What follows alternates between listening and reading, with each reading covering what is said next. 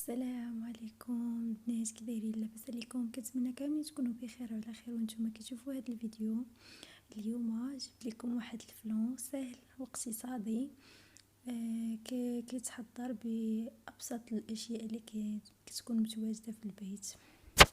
المكونات اللي هما بساط وسهلين وموجودين اللي هما الحليب والفلون. انا عندي هنا المذاق ديال الفاني وكاس الحليب.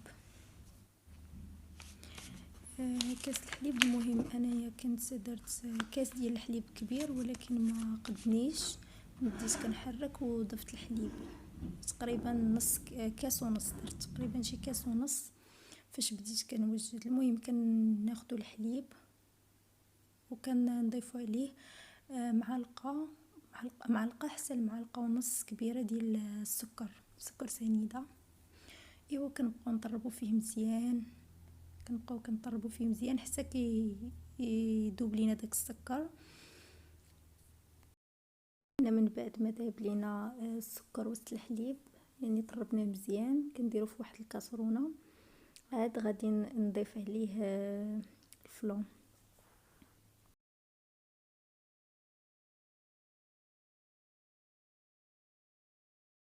هنا كناخذ الساشيه ديال الفلون بعد ما طربنا مزيان الحليب مع السكر سنيده وذاب. كندير داك الخليط كنديرو فيه كاسرونه، ومن بعد غادي نضيف عليه الساشيه ديال الفلون وغادي نحركو شويه مزيان. عاد غنبدا نحطو على نار مهيله ونبقى كنحرك في نفس الوقت. وعلى نار مهيله كنحرك الخليط بشويه بشويه حتى كتبدا تطلع لينا، كيبدا يطلع لينا الخليط. وبالنسبه للخليط ما احتاجيت فيه لا مايزينا لا حتى شي حاجه، غير بالحليب والسكر والساشي ديال الفلون.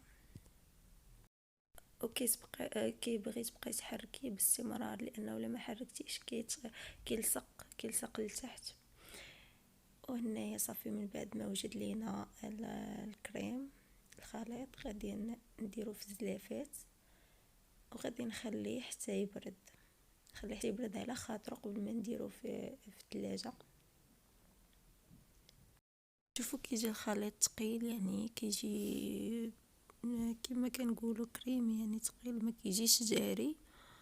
وصافي كنخليوه هو الشكل ديالو. من بعد غندير ليه السلوفان وغادي نخليه حتى يبرد شويه عاد ندخلو الثلاجه. هنايا من كندخلو الثلاجه في نفس الوقت كنحضر الكراميل.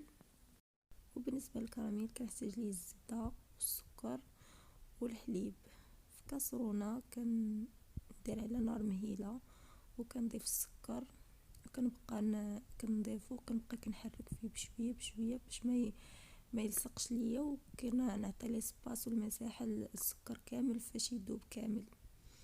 كنبقى كنحرك بحال هكا باستمرار حتى كيبدا كيذوب بشويه بشويه. كياخد شويه الوقت ولكن كيذوب في الاخير.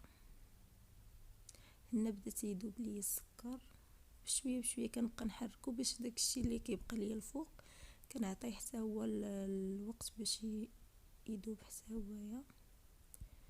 ايوا كنبقى بحال هكا حتى كيذوب ليا السكر كامل،